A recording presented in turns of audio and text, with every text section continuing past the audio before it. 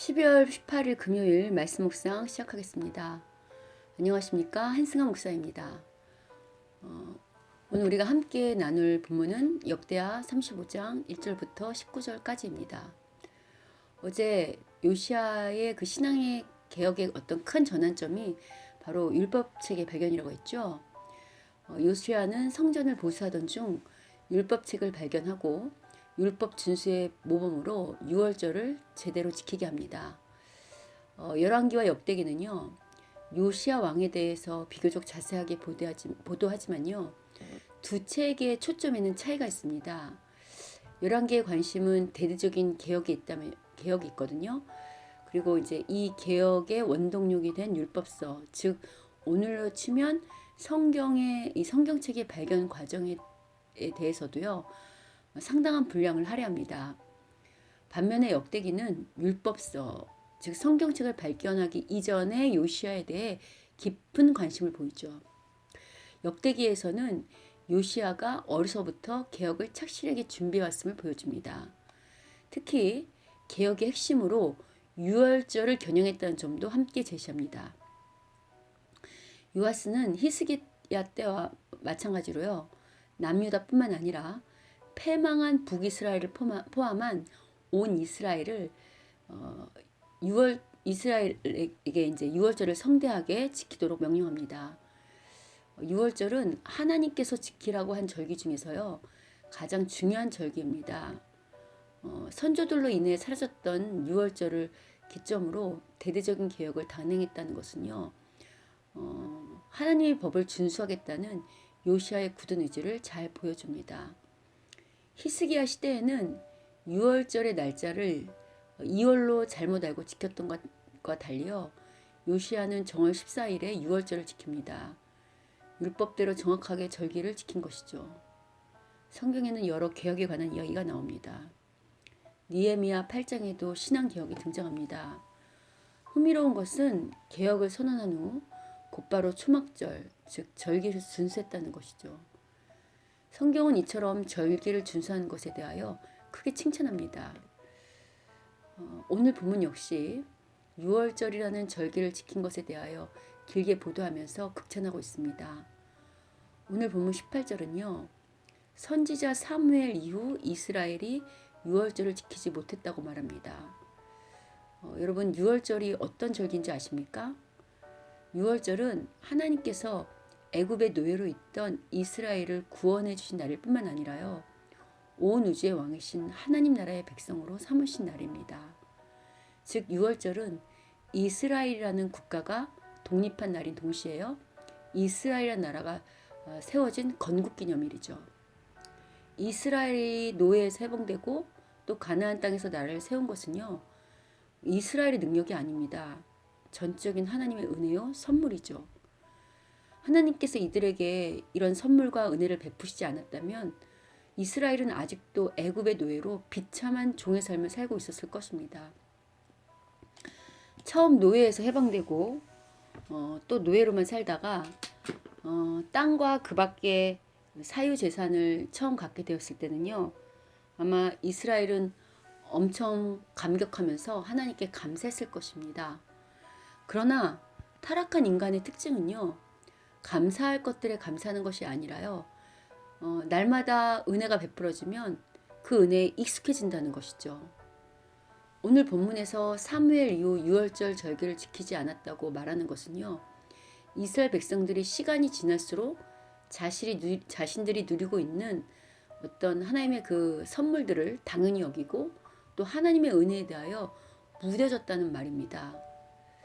그런데 이처럼 하나님의 은혜에 익숙해지고 무뎌지는 것이 구약의 이스라엘에게만 해당하는 말일까요?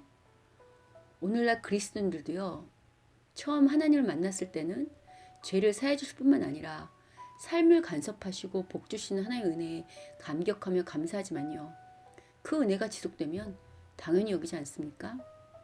목회 현장에서도 실제 이러한 성도들을 많이 보게 되거든요. 이런 타락한 인간의 본성을 하나님은 잘 아십니다. 그래서 하나님께서 절기를 지키라고 명령하신 거죠. 절기를 기념하는 이유는요, 절기를 지킬 때마다 하나님께서 과거에 자신들에게 베푸신 은혜를 떠올리게 되는 겁니다. 은혜를 기억하고 떠올리며 기억하고 감사하게 되기 때문이죠. 그래서 제가 예배의 가장 중요한 요소 중 하나가 바로 기억하고 기대하는 것이라고 했었던 거 여러분 기억하시죠? 이제 예수님의 탄생을 기념하는 성탄절이 다가옵니다. 사단은 여러 방법으로 우리의 마음을 빼앗습니다. 과거에는 예수님의 탄생 자체보다는 캐롤이나 성탄절 파티, 산타클로스 같은 것으로 우리의 마음을 빼앗았죠. 그런데 지금은 코로나가 모든 것을 지배합니다. 그러니까 코로나가 우리의 마음을 다 빼앗았죠. 이런 거듭 말씀드리지만 신앙의 실력은 어려운 문제가 발생했을 때 평가됩니다. 비록 지금 전 세계를 코로나가 주관하는 것처럼 보이지만요. 진짜 이 세상을 주관하시는 분은 하나님이심을 놓치지 말자고요. 난세의 영웅이 탄생한다고 했던 것처럼요. 하나님께 귀하게 쓰임받는 신앙인 역시 난세에 나옵니다. 그럼 하나님은 난세에 어떤 자를 귀하게 여기시고 사용하시는가? 바로 오늘날 마치 코로나가 기승을 부리면서 자기가 주인인 것처럼요. 하나님 아닌 것이 하나님인 양 주인 행세를 할 때 아니다. 진짜 이 세상의 주인은 하나님이시다를 삶으로 신앙으로 보여내는 자를 사용하시죠. 여러분 창세기에서 그 애굽에서 하찮게 여기던 외국인인 히브리 사람이었지만 애굽의 총리가 되었던 요셉을 기억하십니까? 하나님께서 왜 요셉을 애굽의 총리로 삼으셨는지 아십니까? 마치 오늘날 코로나가 전 세계의 주인 행세를 하는 것처럼요. 요셉 당시에는 경제적 군사적으로 막강한 힘과 권력을 가졌던 애굽이 전 세계를 좌지우지하는 주인처럼 행세했었습니다. 그럴 때 하나님께서는 인간적으로 볼 때는 가장 하찮은 외국인인 노예의 출신에 또 제수 출신인 그러나 하나님에 대한 신앙은 그 누구보다도 비범했던 요셉을 사용하셔서요. 하나님이 온 세상의 주인 되심을 나타내셨던 거죠. 당시 힘과 권력을 자랑하던 애굽을 두려워하지 않고 진정한 주인이신 하나님을 두려워하며 하나님을 섬겼던 요셉을 통해서요. 흉년에 빠진 애굽을 구원하실 뿐만 아니라 애굽의 주변국 사람들까지 다 살려내는 기적을 행하셨죠. 이게 바로 하나님께서 일하시는 방식입니다. 오늘 본문의 요시야도 자신의 나라를 세우시고 여기까지 베푸신 참 주인이신 하나님을 인정하는 신앙으로 그 절기를 지킴으로 난세에 빠졌던 나라를 회복시킨 것입니다. 그러니 여러분 코로나 때문에 우리 마음을 빼앗기거나 신앙을 빼앗기지 말자고요.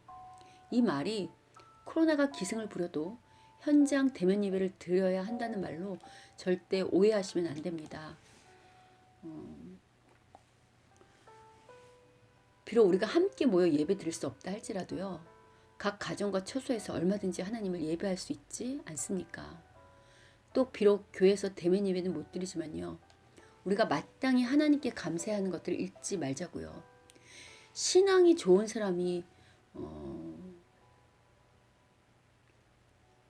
예수님의 탄생의 그 절기인 성탄절 그걸 잊을 수가 없지 않겠습니까?